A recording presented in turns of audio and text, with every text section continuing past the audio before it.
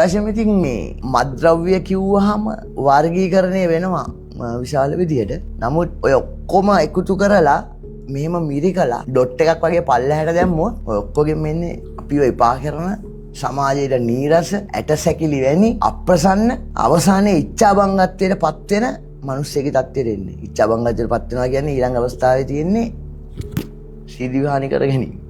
ඉතින්ට පච්චට ගොයක ඉන්නවා. මගේ අස්පනා පිටම මගේ යාළුවෝ මං උදේ නැගිටිනකොට එයා ඉන්නවා එල්ලිලා. හරි දුකයිසේ වගේ බොහොම සංවේදී අවස්ථා තියෙනවා ජීවිතේ.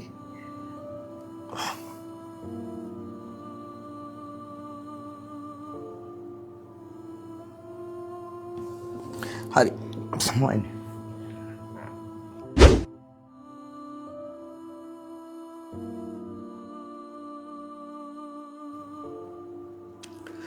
ඔව් සර් මේ කියන්නේ මේ අපේ මේ ජීවිතය අපිත් එක්ක ගොඩක් ගැටීමක සහෝදරයෝ නැති වුණා. ඇත්තටම මත්ද්‍රව්‍ය කියන දේ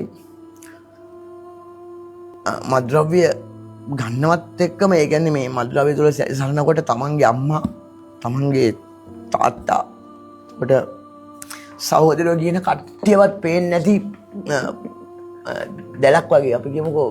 ඒ කියන්නේ ඒකට සීමාමායිම් නැහැ. කිසිම දෙයක සංවේදීතාවයක් නැහැ. අම්මා මගේ අම්මා නේද මෙයා, මගේ තාත්තා නේද මෙයා, එතකොට මගේ පවුලේ ඉන්න කට්ටිය නේද මෙයා මට ගොඩක් උදව් කරපු කෙනා කියන මේ හැඟීම එන්නේ නැහැ. මත්ද්‍රව්‍ය කියන මේ විශේෂයෙන්ම හෙරෝයින් වගේ මත්ද්‍රව්‍ය, හෙරෝයින් මට දැන් අවශ්‍යයි මේක ලබා ගැනීමෙහිලා ඕනෑම සමාජයට නුසුදුසු ඕනෑම ක්‍රියාවක් කරන්න මම සූදානම් කියන දැන්ට එනවා ඒක. කියන්නේ අනිත් හැම දෙයක්ම යටට යනවා. මත්ද්‍රව්‍ය කියන අවශ්‍යතාවය ප්‍රබල වෙනවා, දැනුම බුද්ධිය යට වෙනවා.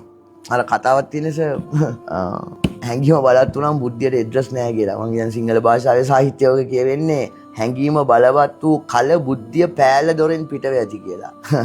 ඒ නිසා අරක ඉස්සරහට ආවමස එඩ්‍රස් නැහැ, ඉගෙන ගත්ත අය අරවා මේවා වැඩකුත් නැහැ. මේ ඉතින් එහෙනම් අම්මා තාත්තා පේන්නේ නැහැ, අක්කා අයියා පේන්නේ නැහැ. අපේ දේ අපි කරනවා. ගිනි කූරු කූරු පෙට්ටිය පිරුණේ, ගිනි කූරෙන් මාළව ගිනි ගත්තේ, ඊයම් පොළේ එරොවින් තිබුණේ, ඒ කුඩු රකුසානව මා දන්නේ අදිනා.